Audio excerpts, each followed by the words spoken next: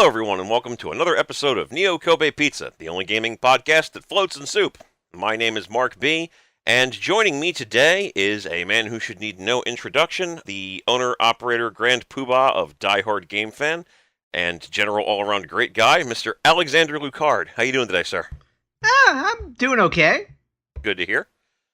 So, last week's podcast was a discussion on video gaming musicals as it relates to the idea of how video gaming can potentially be used to work with the musical genre in a way that maybe film and theater potentially lose some of that. And it was kind of meant as a sort of setup to this week's podcast, sort of a I told you that story so I can tell you this one kind of thing. So in last week's podcast, for those who did not listen to it, as sort of a TLDR recap, we kind of discussed musical language, musical theory, film language, theatrical language, and set the groundwork, more or less, for why musicals would work well in the world of video gaming. So the leading question here is, why are there so few musicals in gaming, since gaming itself feels like it would be a medium that would adapt well to the idea of conveying plot narrative that is expressed in song? And if you want to find the answer to that sort of question, you go and you get yourself somebody who's an expert. So I kind of poked around a bit, and I found Mr. Lucard, who is probably one of the few people who has played more games that have musical elements in them than I have. So, let's get down to business. It's worth noting that musicals in gaming haven't really been a thing until fairly recently. Like, CD technology in general has only been kicking around for maybe 25 years at this point, and it was only introduced in gaming in around the early 90s. Even then, you really only had the Sega CD and PC gaming that had access to that sort of thing. It didn't really catch on until the mid-90s due to the combination of CD-ROM drives being a big deal in the PC gaming market, and the fact that the Sony PlayStation 1 just exploded in popularity. So there hasn't really been a whole lot of time relative to how long video games have been around for musicals to kind of jump into the narrative, as it were. That's not to say that they haven't tried. I mean, Moonwalker is a thing that existed back on the Genesis.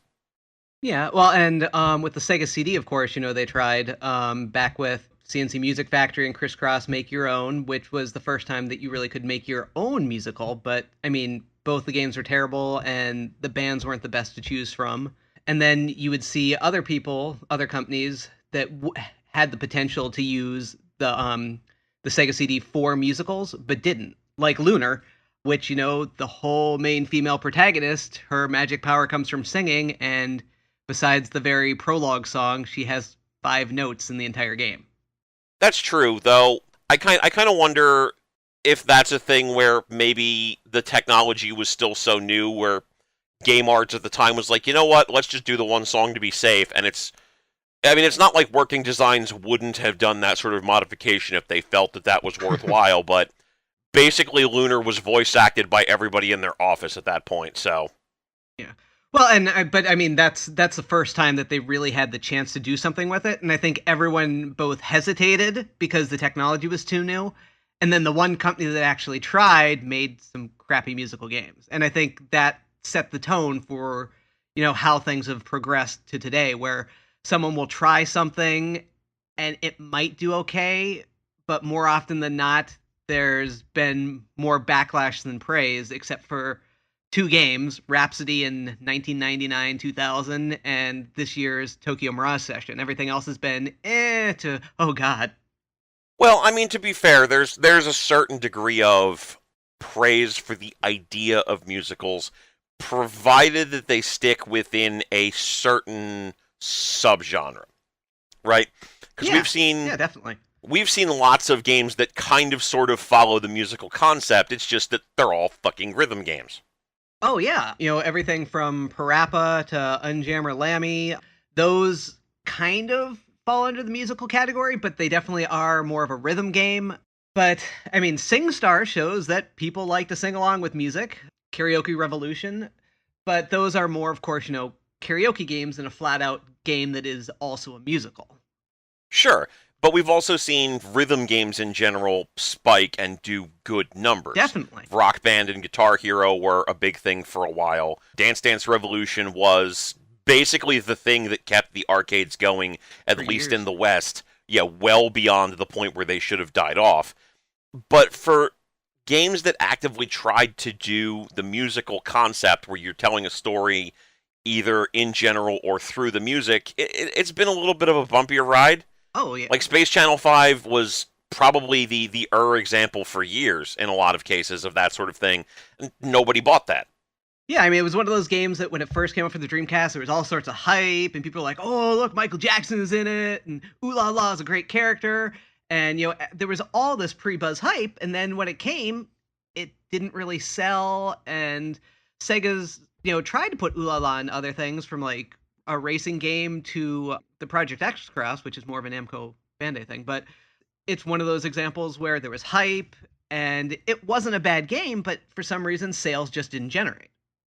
Oh yeah, absolutely. And it's a lot of the games that fall into the rhythm genre that were kind of musically inclined, like wanted to be a musical specifically, kind of sit on the outer edge. Like, even though Parappa is considered to be a Sony mascot and appeared in Sony's attempt at doing a Smash Brothers game recently, that franchise has been dead since Parappa the Rapper 2 on the PlayStation 2. And outside of that, what can we really think of that falls into that category, unless you're the sort of person who, is crazy enough to follow this shit around like we do? You've got Space Channel 5, you've got Parappa the Rapper and Jammer Lammy. All right, then what? Well, Guitaru Man, which was a game that was so unnotable that at one point the PlayStation 2 version of it was worth over $100. Major Minor's Majestic March, which for many of you, this is the first time you've heard of that game. And Elite Beat Agents, which even with the really strong underground following that game has, was still a very cult classic. The closest thing we've gotten to a game that has any kind of significant hype while still trying to do the musical concept is Persona 4 Dancing All Night, and that link is kind of tenuous at best. I mean, to be fair, Idle Death Game TV, which is an upcoming game in Japan, may actually be a thing that kind of brings that concept full circle for the Western audiences, because it's a misery tourism game. That game is going to make it over here sooner or later, let's be honest. But like in the past couple of years, this is the closest that we've come to people actively paying money for games that are also musicals and not really thinking anything about it.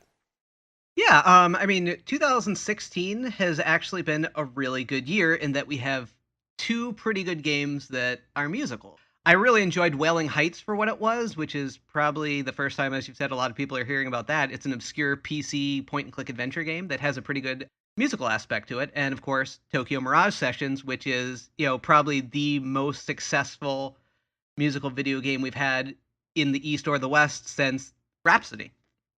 Right, and to be fair, though, that's not a particularly big bar to clear.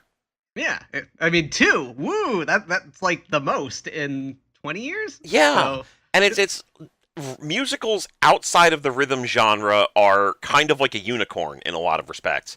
Like, I was putting together a list just of games that are musical-ish that aren't rhythm games, and there's a lot of them that kind of sort of exist but have a big asterisk next to them. Like Epic Mickey 2 is a prime example. There's musical stuff all over that, right? But it's a Disney game.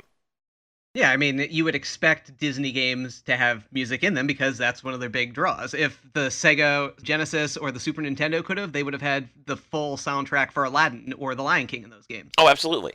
And then, like, beyond that, it kind of starts breaking down a lot. Conker's Bad Fur Day had one segment that was meant to make fun of Disney movies. Child of Eden was basically Rez, but more fully realized as to what the creator wanted to do. And while it definitely has musical elements, it's mostly just Panzer Dragoon with less narrative. So it doesn't really work. Ephemeral Fantasia kind of sort of had sequences where you would play a guitar, but nobody was singing. The guitar mechanics were only there to promote a controller that Konami had developed for the Japanese market exclusively that never made it to the West. So you had a mechanic that was based off of a controller that we never actually got and shoehorned into quite possibly one of the worst JRPGs of all time. And of course, Omega Quintet, a game that's based around idol culture where a lot of the characters are doing the singing and dancing thing and nobody ever sings a song. Ever. Yeah, it seems that the most often you'll see a musical number in a video game is with a role-playing game. Like Sacred 2 had an obscure quest where you have a metal concert that you can unlock, or the last SSI Dungeon Dragons video game, Ruins of Myth Draenor, has a musical number at the very end during the credits, so after you play a long 40-hour RPG, you might listen to it. But we see a lot of the games that are either musicals nowadays are either adventure games or role-playing games, and it's slightly different from how we think of a musical in the theater, because that's 2 to 3 hours of a play, and maybe 2 hours of it is singing, maybe an hour and a half the least. Whereas with a video game, like Tokyo Mirage Sessions, it's a 60, 80-hour RPG. If you total up the total music in there without, repeating the songs, it's 15 minutes of actual music. Rhapsody's a 10-hour RPG. There's maybe 90 minutes to 2 hours of singing. Oh yeah, and again, like even going back to earlier examples, Lunar, one of the first examples that had any type of musical elements at all. The game is a full-on JRPG. In many respects, the very first release of it is a Nintendo hard JRPG. And that just starts off with the musical element and then goes nowhere with it. Fire Emblem Fates kind of, sort of has that, though it's just the one character singing the same god-awful song for hours on end. But it's still a turn-based strategy game. Persona 4 even has a side quest, only the golden version, I should note, where the character Risei Kujikawa puts on a concert. And that's, dead in the middle of the game. It's a 4-minute sequence in a 100-hour JRPG. For the most part, it feels as though Western audiences are primarily getting the musical aspect of things from adventure games. As you had mentioned, Wailing Heights, there had been a game that was in development called Soon Sonata that was unfortunately canceled. And of course, there was that god-awful piece of shit that you told me about, Dominique Pamplemousse. I'm sorry about that, but you had to listen to it. It's so bad. I really didn't. If you're listening to this, don't go look that up. It is so bad. Yes, look it up. Don't look it up. It's pure singing, though. It's an hour-long adventure game, and it's just singing. Really, really bad off-key singing for the entire game. Nothing else. Yeah, I can admire somebody putting in the effort to make a thing that they really want, because it's, if you want a game to be this way, why don't you make it? And, well, unfortunately, that's the answer.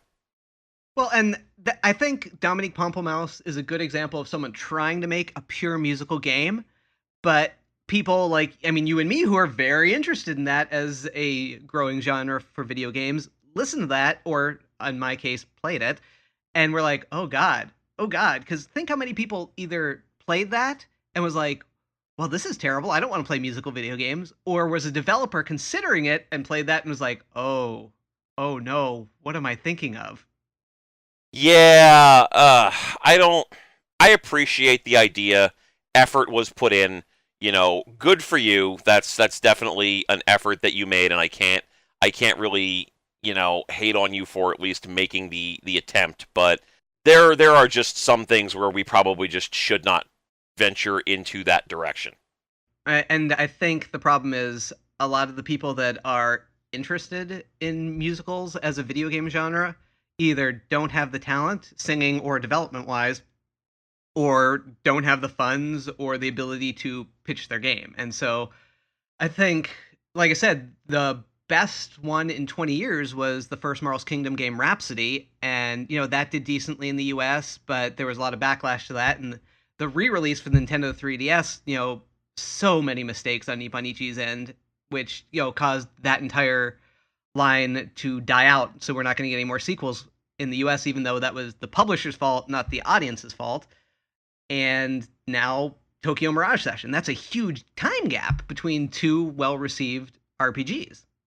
Right, and I guess the kind of question that you could start off with from here, with that kind of knowledge in mind, is why haven't musicals become something? Because there have been successes to a certain extent, and I guess the starting point here is to kind of realize that successes from how we perceive them aren't necessarily the same thing as how developers and publishers might perceive a success. Yeah, I would agree with that. Like Rhapsody. Rhapsody in 1999 for the PlayStation 1 or PSX, it sold pretty well for an Atlas video game in the late 90s. It sold well enough that Atlas was like, you know what? Let's bring over another Nippon Ichi game. Oh, Disgaea. And Disgaea became one of their, if not the best-selling Atlas video game of all time to that point. It's been definitely surpassed by the Personas since then. But, I mean, then they were like, oh, Disgaea, let's do... that brought Nippon Ichi over here because it sold so incredibly well, and both Atlas and Nippon Ichi kind of forgot about Rhapsody because Disgaea took off crazy numbers. But we wouldn't have had Disgaea if Atlas hadn't taken the chance with Rhapsody and it hadn't been so well received by both critics and fans. Right, and it's the problem is that success is relative. Rhapsody for its time was successful for Atlas, but any companies outside of that Atlas Exceed Axis working designs sort of zone where you're importing games and you're expecting maybe 50,000, 100,000, 200,000 sales if you're lucky. When somebody who is of a larger caliber, like say a Sega, who for some reason has been actively interested in trying to get musicals over for years, God bless them, or a Nintendo or whoever looks at those kind of numbers, they're like, those numbers are terrible. I'm not going to deal with something like that. And again, Atlas is a completely different company from who they were at the time that Rhapsody came out, because in a lot of cases, everything they have touched for years has turned to gold in the West. Because there's Disgaea, there's, Persona 3, Persona 4, Demon Souls, Catherine, just game after game after game that they've released that outsold by an order of magnitude their own internal expectations, to a point where looking back at something like Rhapsody, they're like, oh, I'm not going to touch that. Fuck that game. Yeah, it's so relative. Like, if Rhapsody had been released in 2016 by Atlas or Nippon Ichi, how well would it have sold? And maybe it would have been a relative success, because, I mean, as much as we who are gamers that have been playing since, the Atari and ColecoVisions, the sales numbers back then and the audience size was a lot smaller in 1999-2000 than it is today. And then, of course, when Nippon Ichi tried to bring it over for the 3DS, a port of that, back in, I want to say, was it 2006, 2007, somewhere around there? It was right when we started Die Hard Game Fans. Right. They screwed that up royally. And I love Nippon Ichi to death, but they made every mistake possible with the re-release of that. Because everyone, including the Japanese, were hoping for a dual audio soundtrack on that cart, because Rhapsody, the US version, is one of those rare occasions where the English dub, both singing and talking, was considered superior to the original Japanese. It's like Robotech, how that has that huge audience, or Slayer's Next, or even Vampire Hunter D, where people prefer the English dub for whatever reasons, good or bad. And of course, Nippon Ichi only brought over the Japanese track, and that freaked a lot of people out because they couldn't sing along with the songs that, either they had enjoyed the first time around or at all. And of course, there was also missing content when it came over, and the translation wasn't very good, and there were just a whole host of problems that were with the 3DS version that didn't happen with the Atlas PSX version, and that kind of killed the franchise dead over here. Yeah, and the problem is that if you're going to look at rhythm games, or if you're going to look at musical games, as we outlined in the beginning, you're generally going to be looking at rhythm games as your default mode of conveying that sort of thing. And rhythm games are the sorts of games where a lot of publishers, a lot of developers are going to be looking for something that's a little bit more accessible, that's a little bit less story heavy. They're just going to look for a delivery mechanism to get people doing the motions and whatnot and move on with their day. A lot of the games that we've mentioned, we love those games, but they didn't make it out of the 5th, the 6th console generations alive. Space Channel 5 died on the Dreamcast. Parappa died at the beginning of the PlayStation 2 era, again, predominantly because a lot of its scores were not particularly good in the strictest sense, and the game didn't sell especially well.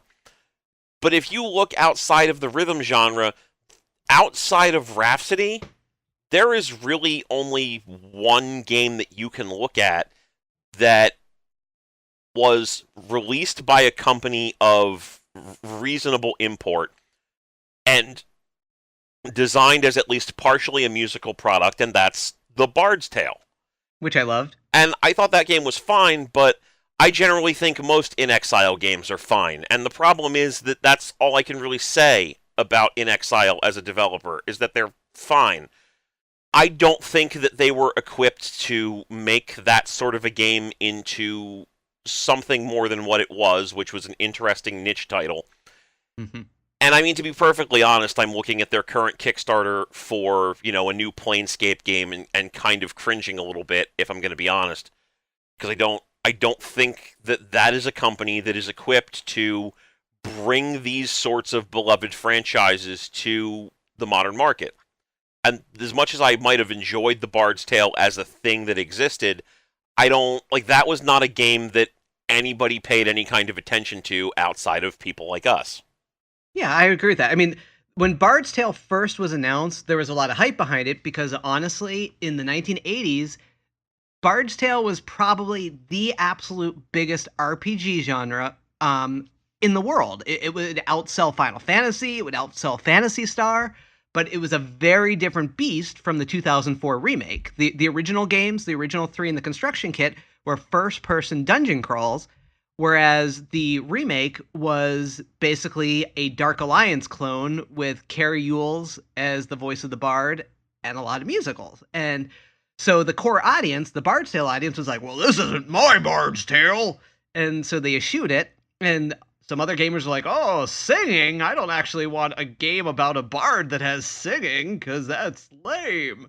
And so there were a lot of strikes against it, because like Space Channel 5, there was a lot of hype, but it didn't translate into sales, even though the game was of pretty good quality for that year. Yeah, I mean, I still like the game. I still think it's interesting for what it is. I feel like perhaps it's a bit too self-aware at times. Oh yeah, definitely. And I mean, that's probably its biggest flaw. Yeah, and I feel like we were a few years away from being at that point where you could break the fourth wall and everybody was just like, oh, that's a thing that's happening. And I mean, that's weird because tutorials have kind of always been a thing that does that. Like, this is going back to the previous podcast.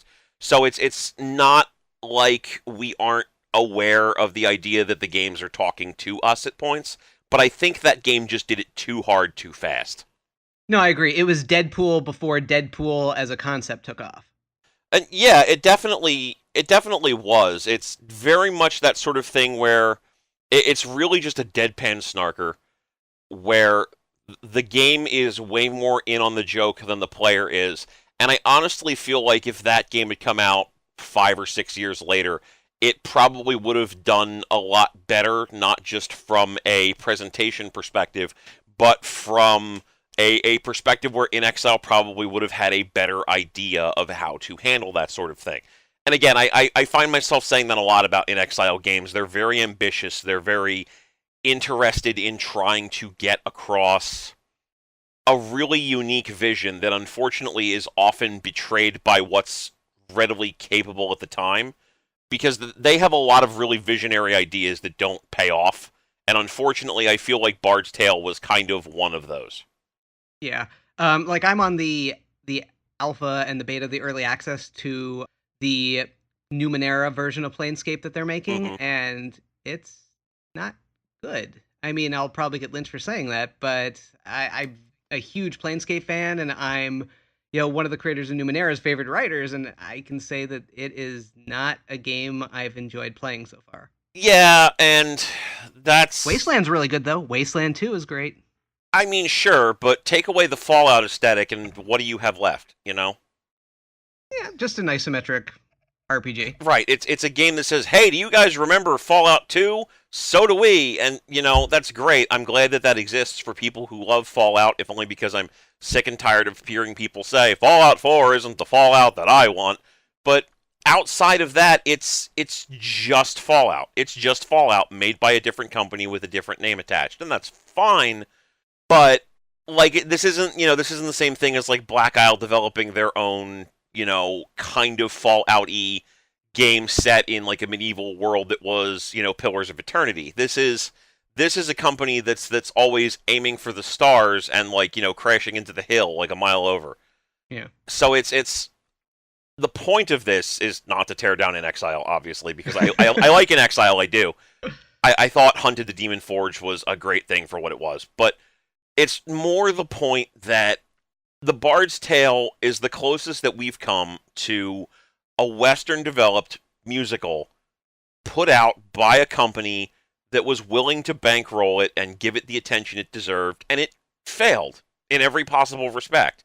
So it's between that and Rhapsody, there's very little incentive for a lot of developers to even bother trying to invest. Mm-hmm.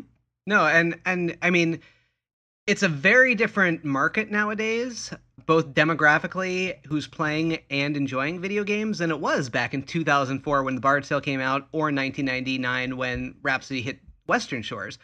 Back in the late 90s and even the up until probably, I'd say 5 or 6 years ago, it was still very much gaming was for men. And there was a stigma against anything that could be considered feminine or games geared towards female unless they were like Barbie horse adventures.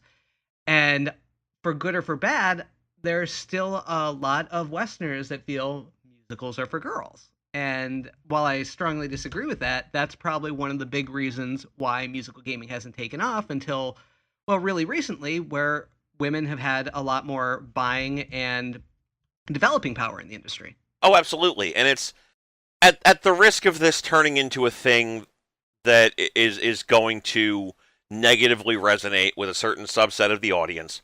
The reality of the situation is that can only be of benefit to the marketplace, especially if you're somebody who's invested in the idea of the possibility of video game musicals. Because, like, this is the thing, there are a lot of musicals that are going to specifically play off of that idea of musicals are for girls or whatever the shit.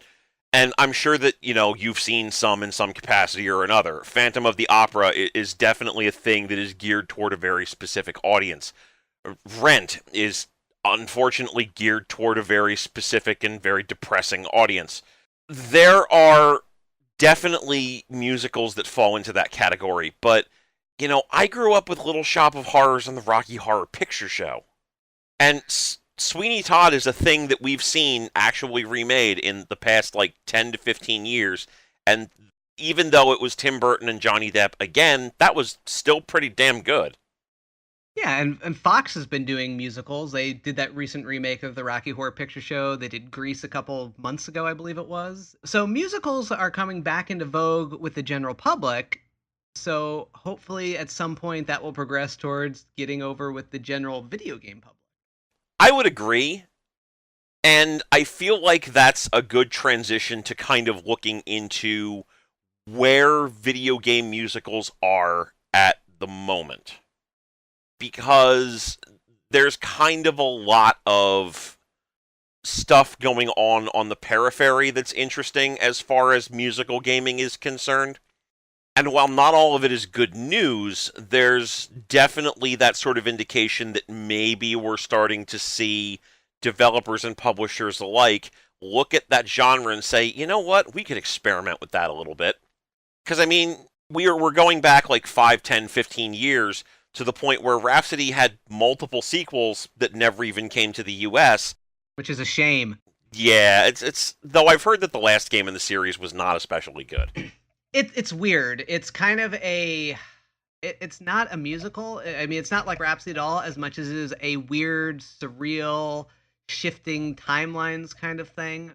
Like Radiant Historia about 10 years before Radiant Historia would be a good way to describe it.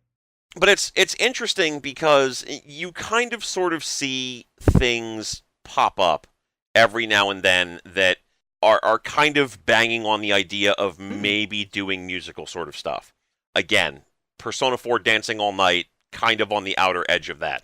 The hint that we might get a Persona 3 Dancing All Night, which I don't necessarily need, but okay, whatever. Also, kind of banging on the outer edge of that.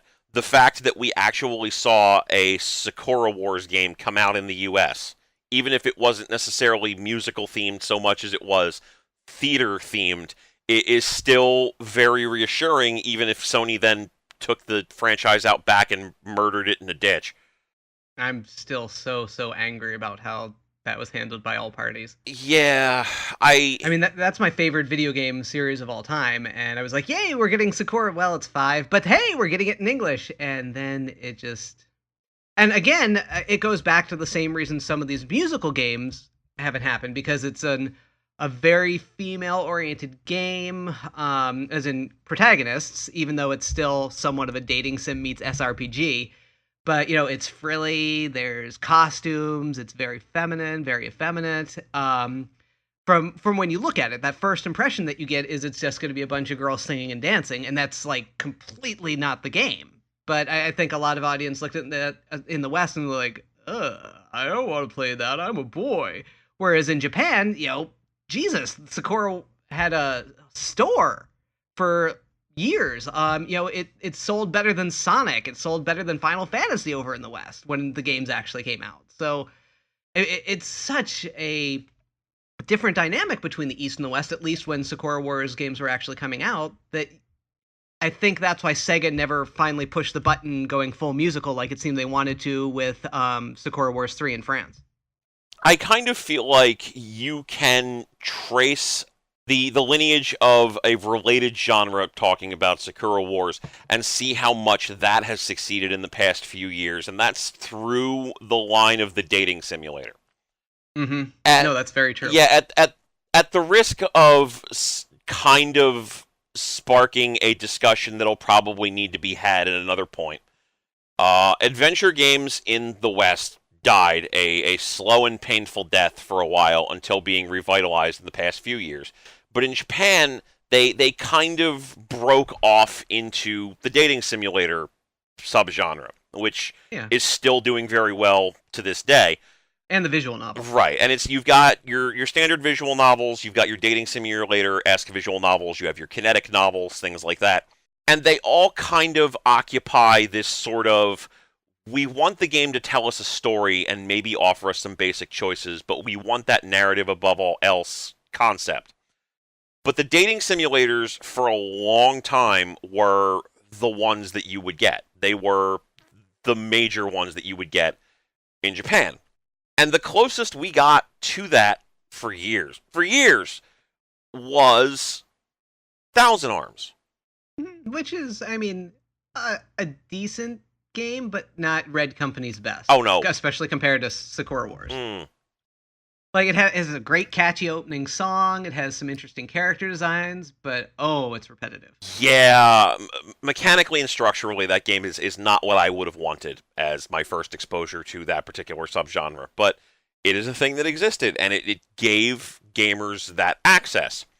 And then, all of a sudden, BioWare shows up, and they're like, hey, let's give people the ability to do dating simulator type stuff, but also give them the ability to be like space wizards and fucking, magical saviors and whatever the shit.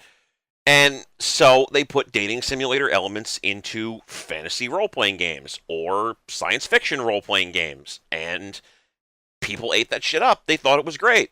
So you had people who were not necessarily interested in the idea of the dating simulator as a thing that existed, and may still not be, looking at an RPG where you can romance an alien or, like some type of like a dwarf, whatever.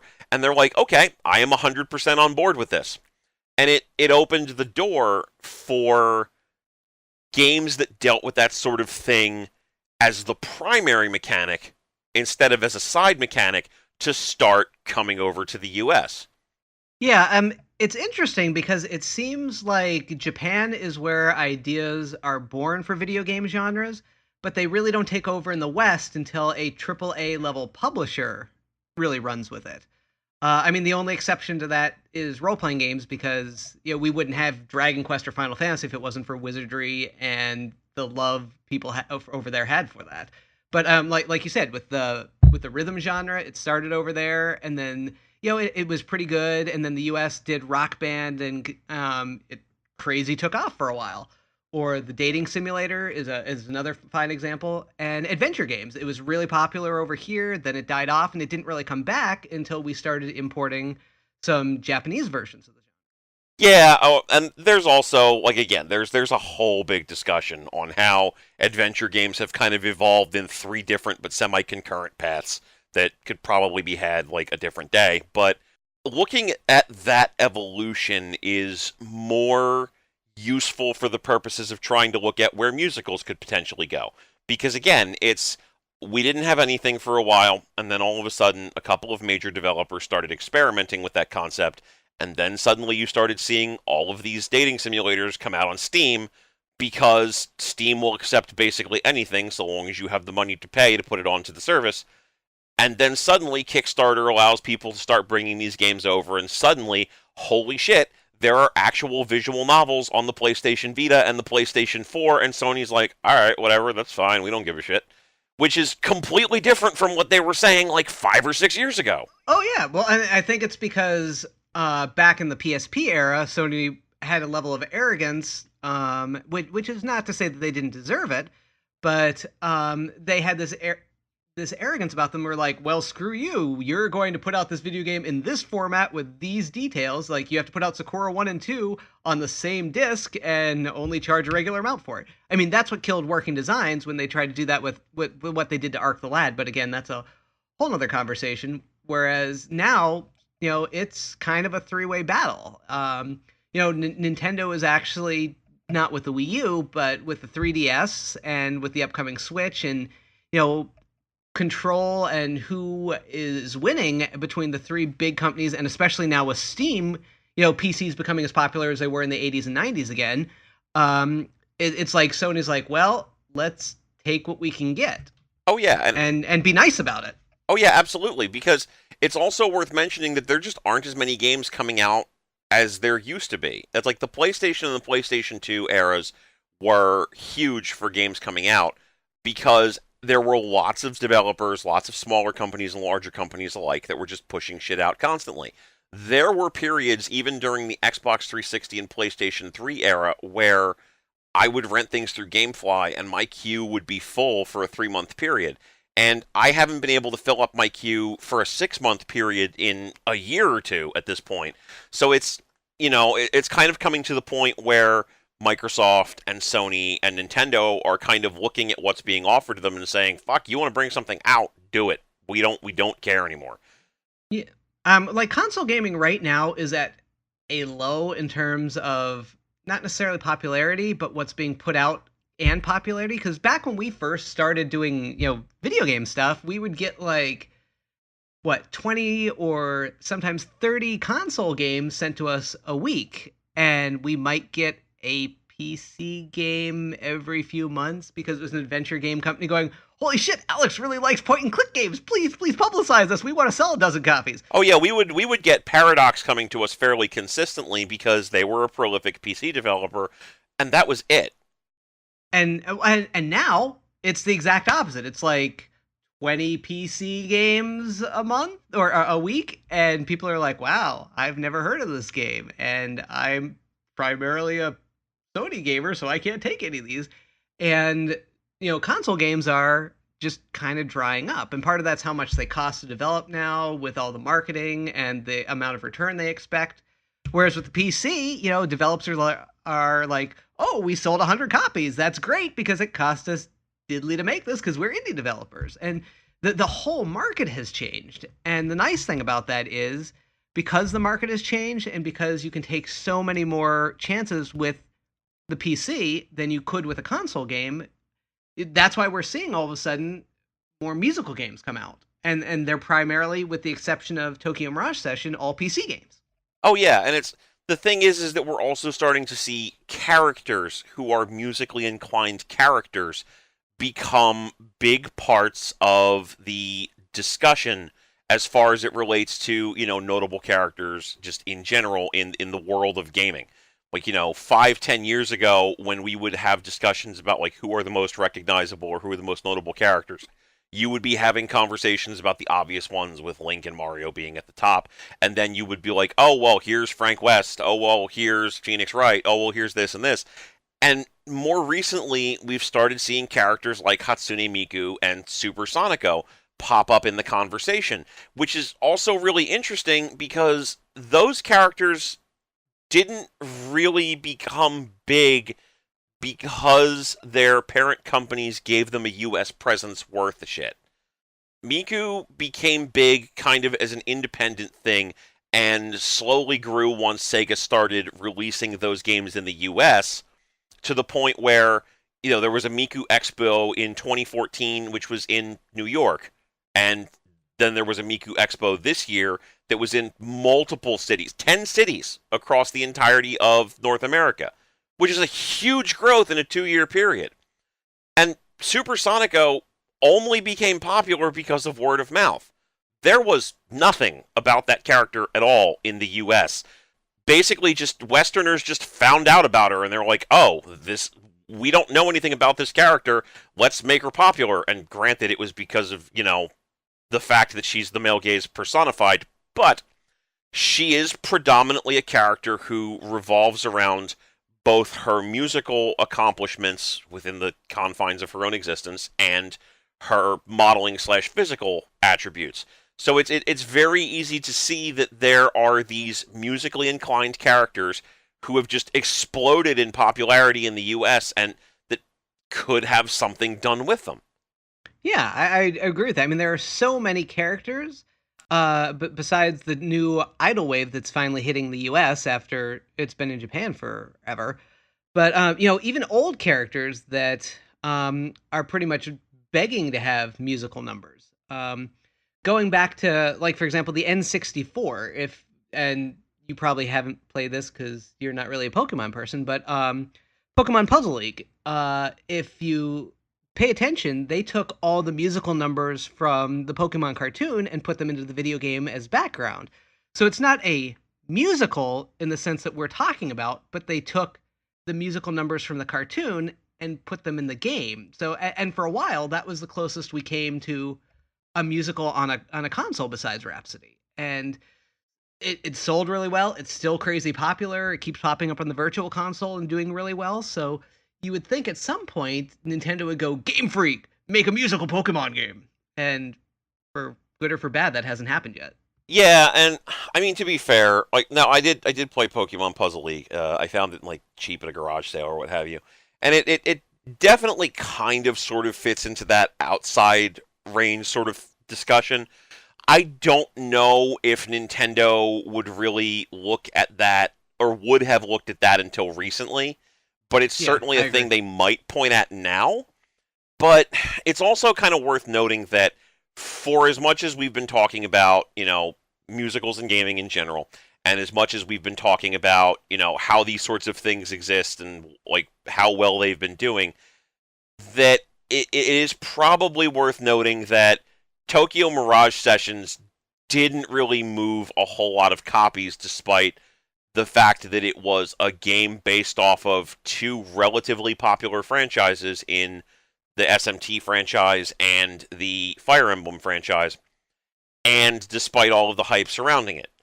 In the US, in its first week, it only moved about 50,000 copies, and at present worldwide, the numbers are indicating somewhere between 100 to 200,000 units, which Atlas is saying that they're happy with, Nintendo is saying that they're happy with, but is clearly not the kind of numbers that you would think that they would have wanted, given that their individual track records as franchises have been much better, with Persona 4 having done a couple million units, and, the most recent Fire Emblems having done a couple of million units apiece. Yeah, and I think part of that is it's very parallel to what happened with Rhapsody. And I know we keep coming back to these two games, but their whole saga is so eerie similar that it's hard not to make this conversation revolve around those two games, the past and the present. and trying to predict what the future will be. But you had good hype, you had two popular genres, but then you had people that were like, oh, they're censoring. And granted, it was a small but vocal crowd on the internet, but, negativity is sometimes sadly louder than positivity. And you had people who were like, musical? I don't want musical with my Megaten. I want Jack Frost and I want Succubies. Or even the Fire Emblem. People were like, oh, that's a little too weird for me. And so I think what we saw with Tokyo Mirage Sessions is, as much as people like you or I are really into that idea of musical gaming, and that the potential for the genre has definitely expanded over the past 20 years, you're still getting people that are like, that's not really for me, for better or for worse. And of course, it didn't help that it was on the Wii U. Yeah, the Wii U is probably, I think, the bigger sticking point, honestly. As much as we've talked about, like, the game itself, and as much as the game was well received, it's got like an 81 on Metacritic based on 52 reviews as of this point, which is not nothing. The reality is the Wii U is a dead console. Hell, they just announced, like, as we're talking about this, that they have manufactured the very last Wii U. Yep, that was back in, like, I think it was like 2 weeks ago they stopped, and which of course means if you have a Wii U, you should probably go out and buy a new one before they no longer exist and they're on the third-party market. But at the same time, though, if we take a look at that, remember that Pokken Tournament, which is not the best fighting game in the world, outsold Street Fighter 4, and that's a Wii U exclusive. Sure, but it's by that same token, that's also a Pokemon game. And it's hard to make the kind of comparison between Fire Emblem and Megaten, which are successful in that they do 1 to 2 million units per game that's released, versus anything related to Pokemon, which 1 to 2 million units would probably be considered to be horrible. Yeah, it's. I mean, put another 0 behind that, and it's decent selling. Oh, absolutely, and it's like it's the same comparison point for Monster Hunter on the PSP. Monster Hunter on the PSP did gangbusters relative to a Monster Hunter game, but if you're talking about like it being a success or what have you, like the God of War game, if it had done the same kind of numbers that Monster Hunter did, would have been considered a catastrophic failure. Yeah, it all just depends on the genre, the publisher, and whether it's a new IP or not. Definitely, and that's also kind of a problem, is that diehard fans of the SMT franchise and the Fire Emblem franchise knew for a fact that these two games were being crossbred into Tokyo Mirage Sessions. Random aside, I should probably mention here, the highest selling game on the PSP was, in point of fact, Monster Hunter Portable 3rd at 4.6 million units, so fuck God of War, I guess. But anyway, the bigger point is, this franchise, Tokyo Mirage Sessions, is not one that would have resonated with the more casual audience as anything other than a brand new intellectual property. Somebody who knows about Persona 4 and thinks it's great probably doesn't give a shit about the Megaten franchise as a whole, unfortunately. So they're going to kind of look at that game and they're going to say, oh, all right, this is a thing that exists, hooray for that. And then they're not going to invest in it because they have no idea that this thing is related to Persona 4. You're going to see better sales on something with Persona 4's name attached to it than you are on a game that's made by the same developers who've worked on the same sort of games in the past. Because a lot of people are only casually interested. They only have so much interest. They only have so much information that they're going to bother looking into. Yeah, a good comparison would be Pokemon Conquest, because, that sold really well for Nalbunga's Ambition game. And so, of course, Tecmo Koei is like, oh, let's bring this over for the consoles and the PC, because obviously this game is really popular. But no, it didn't sell very well. No. And it's... Which is sad, because I love that game, from a little kid back on the NES and the PC, but this attempt to relaunch it thanks to Pokemon Conquest failed miserably, and it's similar to what happened here with Tokyo Mirage Sessions. Oh yeah, absolutely. It would be like... The appropriate equivalent would be looking at the sales of the Pokemon Mystery Dungeon franchise and saying, oh, Shyren's going to move all these copies. And no, Shyren is bullshit. And I love Shyren, don't get me wrong, but Shyren is bullshit compared to Pokemon. You're going to do a tenth of what the Pokemon game did because it had Pokemon attached to it. And that's the point, is Tokyo Mirage Sessions is probably being considered a success by both Nintendo and Atlus because it was a game that was released on a dead console with no actual name brand associated with it that is also a musical. And the companies probably looked at that and said, shit, if this thing does 100,000 copies, that'll be a miracle. And it does more than that, definitively more than that, if not a lot. And they're like, all right, this is a success. And while there are a lot of different lessons that you can take away from that Square Enix in particular could probably take away from that, come to think of it, probably the most important thing to take away from it is that for a game with no real actual significant franchise branding attached to it, on a dead console, featuring a lot of ruminations on idol culture and a musical backbone, that's not bad. No, I mean it surpassed my expectations, and I have to admit I was pessimistic that people other than you and I and maybe my wife would enjoy it. Yeah, and that's a demonstrable thing when you think about it, because like if you go and look at Steam, going back to that for an example, there are multiple visual novel type tags associated. Like you can find dating simulator tags, you can find visual novel tags all over the place. There is no musical tag on Steam. There's a music tag, but that will bring up every single thing that has something to do with music. 17 pages of rhythm games, gaming soundtracks, and tools that you can use for editing music for some reason. But like, if you want to find an actual musical game in there, good fucking luck. Yeah, I mean, you basically have to know that the game exists to find it. Like, if I go and look up, let's talk about the 3 games that I know are on Steam without even looking at Steam. The Bard's Tale is on there, the remake. Dominique Pamplemousse is on there, and Wailing Heights. And if you look them up, the category tags, there isn't a musical one. You'll get, like, Claymation for Dominique, or RPG for Bard's Tale, but there isn't like singing and dancing tag. No. And that's kind of going to make it difficult for somebody who wants to get invested into the idea of games that utilize music as a way of conveying narrative, because there are a few games on the PC, like not a lot, maybe like 3, 4, 5 games in total, but they are lost in the sauce when you start having to dig through a tag that's also attached to, Race the Sun.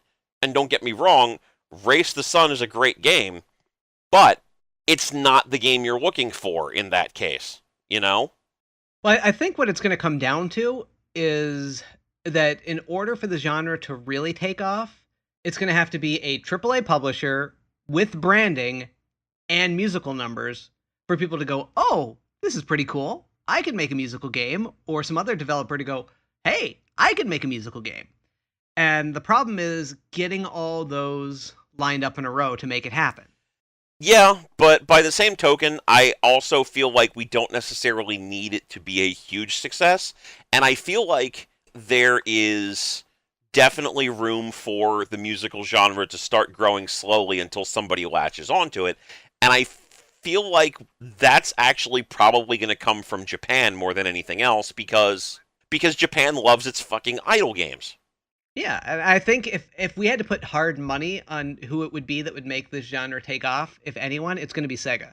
Yeah, the Hatsune Miku franchise is a thing they're going to keep pumping out until that thing is dead at this point. And oh, I agree. The fact that they've not only released a game this year, but also a VR demonstration type piece for the Sony PlayStation VR that I have seen more than a few people really interested in, as well as a patch for the most recent Hatsune Miku game that lets you view concert type stuff in VR. Like, those cannot be understated as being important for this genre. And Hatsune Miku itself is not a musical character. Like, she's not really conveying a full film type story in the course of one game, so much as, 3-minute music videos here and there that may or may not have a plot associated with them. And To be fair, Jesus Christ, some of the music videos and some of the songs that come out of Hatsune Miku are fucking terrifying. But the bigger point here is that character is relative to the genre and relative to fan expectations huge. And a lot of the fans of Hatsune Miku are rabid fans.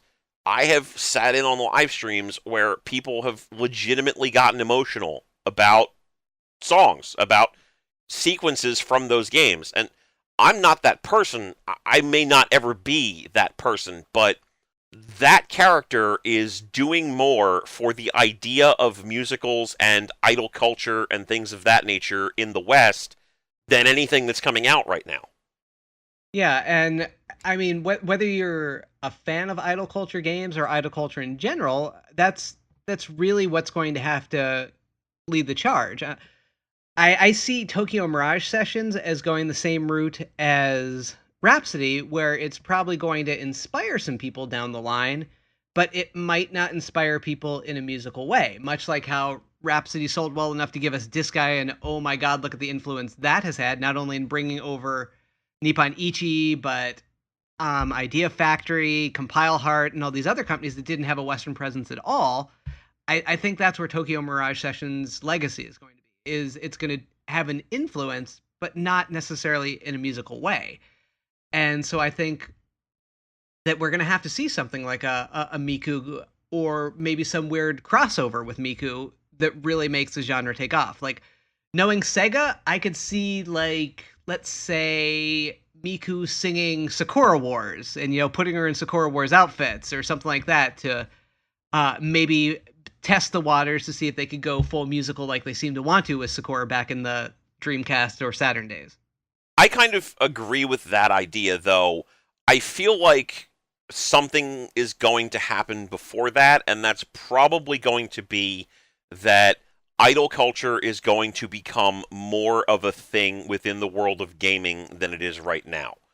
Because even as little as 5 years ago, Western gamers had little to no exposure to the idea of idol culture, and the most that you could have really gotten from it was the occasional references to it in anime or in your not necessarily directly translated Japanese RPGs that you got in the US that were based in a real world setting. So, like, maybe a Persona 2 would casually mention something that could kind of be related to idol culture, but was not something that would make a lot of sense for us in the West, and it would be, localized a bit to make it a little more sensible.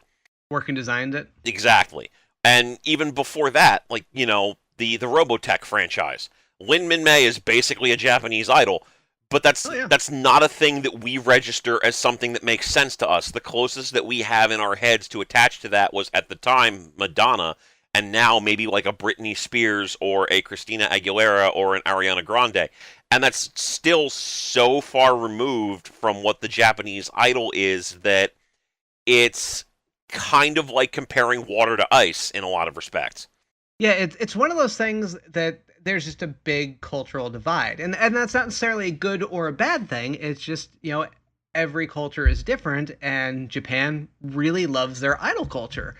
And it's something that doesn't necessarily translate 100% into the West. And we've seen things like that, but like the Love Hina anime and manga series, we would occasionally get one of their cast albums because it was so popular over there that the voice actors became idols and would do concerts together. But that's really the closest we've had over there, is kind of experiencing it not even secondhand but third hand. Right, and again, that's all started to change in the past few years. Because again, Persona 4 really pushed us in the direction of, here is idol culture, here is what it means, here is this character who's deeply entrenched in it, and here's this sub-narrative that you have to deal with. And then in Persona 4 Golden, here's a bunch of other shit surrounding that character that gives you a further deep dive. And then finally, in Persona 4 Dancing All Night, it's all about her. It's all about multiple characters that are directly dialed into this concept. And to be fair, it's not the best first impression, because it's an entire, idol group that's based around food products. But it's something, and it's exposure on a level that most Westerners hadn't really had. And you're starting to see Westerners grasp that idea of, oh, this is idol culture. I understand what this is. Like a game like Omega Quintet can come out and they can say, yeah, okay, I recognize that that is a thing. And it's bits and pieces, more and more games are starting to incorporate those elements, and gamers can look at that and say, yes, I understand what this means, to the point where something like Tokyo Mirage Sessions is understandable when 5 years ago it would have been ridiculously foreign on an absurd degree. Yeah, and I mean, it depends on where it's going to go from here. Will idol culture remain something in the West that is a amusing curiosity to a small subset of gamers? I mean, because even with Miku's popularity, I mean, it's not something that's going to sell like GTA levels or Mass Effect levels or Dragon Age or things like that. But it's growing. The question is, how big will it grow? And how long will it last? I mean, is it going to die out like DDR and Rock Band, where it was popular and now people are like, it's cute? Or is it going to be something that goes full blown like an RPG or a fighting game? And I would kind of argue that, again, it probably depends on the games that we see in the next couple of years. Exactly. Right now, I'm going to make the argument that we're probably going to start seeing more experimental games featuring idol culture type characters. And again, that's probably going to start with something like, as I've mentioned previously, Idol Death Game TV. Because that is a game that's being published in Japan by D3, and it's probably going to get a look from somebody like either a Namco Bandai or an Xseed to be brought over here, because it is a game that works off of idol culture, which is the thing that we are exposed to now, and misery tourism, which is, thanks to games like Danganronpa and the Zero Escape series, something that we're exposed to now. So it's that there's definitely going to be a look at that where people are going to try and get that game brought out in the US. If that game comes out, it's probably going to do okay. If that game does okay, we're probably going to start seeing a renewed interest in bringing out games that are idol-centric without being Miku. And I think it's probably going to start with the PC, because, I mean, as you just mentioned, D3's doing it, and, they just released Oni-Chanbara for the PC, and which apparently it's pretty good if you don't get hit with some of the few bugs, but they seem to be rarely occurring bugs. But I think we're going to see D3. They might even self-publish it like they did that with the Oni-Chanbara series on the PC. And I think that's where it's going to take off, because you're going to get the Danganronpa audience, which, of course, if you notice, Nippon Ichi's recently put that out on Steam. And I think after that, you might see a couple genres blurring. Like maybe you'll get a visual novel about idol culture. Or maybe you'll get an adventure game that is kind of part visual novel, part dating simulator about idol culture, and I think it's slowly going to grow from there, depending on how good the games are and how popular they are. And eventually, that zeitgeist is going to hit, and you're going to see something weird. Some AAA company's going to go, hell with it, and put out something strange like Final Fantasy the Musical, or like I said, maybe a Pokemon game with a lot of singing in it. I would actually argue that we're probably within the next 5 years going to see a musical game come out of Telltale. Oh, I mean, not that I that noise. I mean, yeah, there was a time when I loved Telltale, and I thank them so much for giving me 3 more Sam and Max games and the Strong Bad games. But that is such a sore subject with me these days, that company. Oh, yeah, no, I definitely feel like you and I are in the minority, because I've had this conversation with others, including Aaron, Jack, and Zeke from the podcast, and they kind of are not necessarily on board with it. But no, yeah, I'm definitely tired of Telltale. I definitely, like, that noise is the noise that my soul makes whenever Telltale comes up. But... Actually, well, now that you brought it up, I think one of the Strong Bad episodes was a musical. Yeah, but that's more a Brothers Chap thing than a Telltale thing. Right. I feel like sooner rather than later, they might see the value in creating an adventure game that has some more musical elements, and that will probably be the point. I would think that if Telltale gets involved, and I don't see any reason why something won't pop up sooner or later that'll pique their interest in it, if Telltale does something like that, that would probably be the point where you would start to see other, maybe not necessarily AAA developers, but developers who are on that outer periphery of the AAA genre start to look at that idea and go, So it's, Yeah. you know what, I'm not the biggest fan of Telltale, but I feel like maybe it's going to be them or Double Fine. Because Double Fine's already tried that Oh yeah. before-ish with Brutal Legend, which is a game that did not come up because it's not really a musical, but it's heavily influenced by its music, if that makes sense. Yeah, well, I mean, Tim Schafer's definitely a guy that loves to take chances or, remake his old games from when he was at LucasArts. And I could definitely see a Double Fine doing that. In fact, now that we say that, I'm kind of surprised he hasn't gone, oh, let's try it. If he's listening, make something. I can definitely see, like, for example, him throwing a musical number into Psychonauts 2. Yeah, I would definitely say that it's probably, if it doesn't come from whoever is going to develop the next Undertale, it's probably going to be either Double Fine or Telltale that's going to latch onto that concept and say, let's do this. Yeah, I still think Sega is probably going to be the company that blows the door once it finally takes off, but it's not going to be the company that has those first few successes. And if Disney was still around making video games, instead of, because they shuttered their development, I'm actually really surprised that other than Epic Mickey 2, they haven't gone full, oh, let's make a Frozen game and throw all the songs in with musical numbers. Yeah, though I would probably also argue that outside of Sega doing it, we might also see something come out of Bandai Namco because, again, they own D3 at this point. So it's very Yeah. possible that they might actually just look at, Idle Death Game TV themselves and say, fuck it, let's see what happens, and push that out in the US. Well, and Namco's also got licenses that they could attach to it too to try and give it a bigger audience. I mean, anything I don't think we're going to see like Pac-Man the musical come from them, but I think since they do have a lot of licenses under their belt and they do have a lot of RPGs under their belt, that they could tinker with that somehow and kind of do a combination. Yeah, and I definitely feel like at the end of the day, and this is probably where we're going to wrap this up here, there's a lot of possibilities. There's a big possibility space that there wasn't even 3 or 4 years ago, thanks to what's already come out.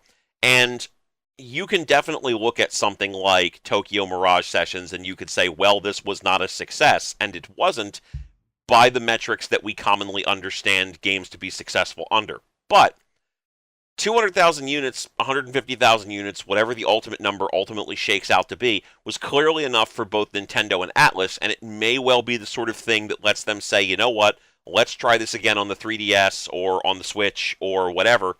Or it may even be the sort of thing that inspires Atlus to say, you know what, let's try this on our own. Forget, like the Nintendo influence, and let's do, I don't know, Devil Songmaster or whatever the shit under the SMT franchise banner.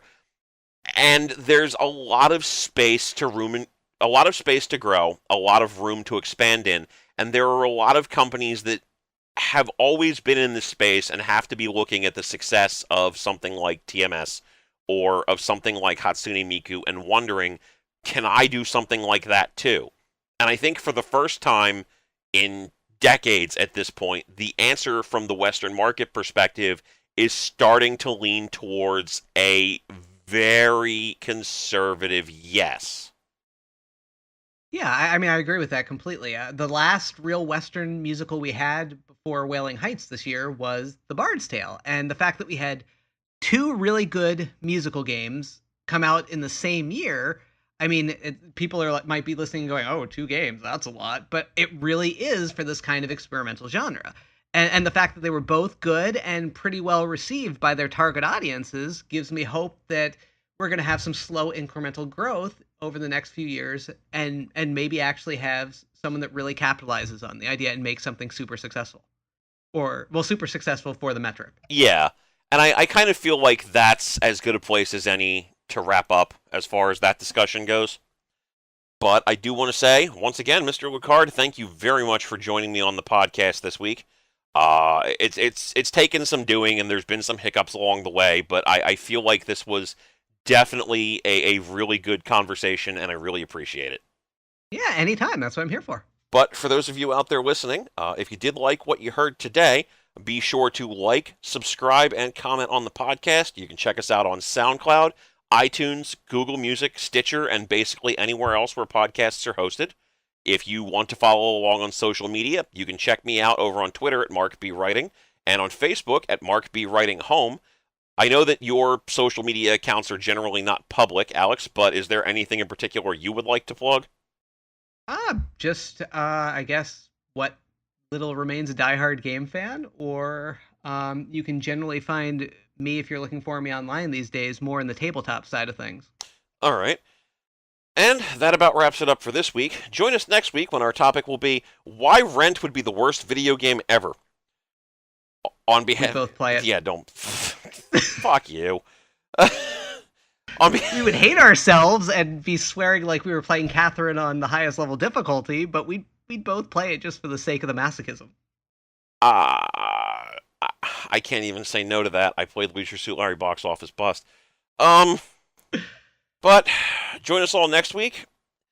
Thank you very much for coming, and stay safe out there, Junkers.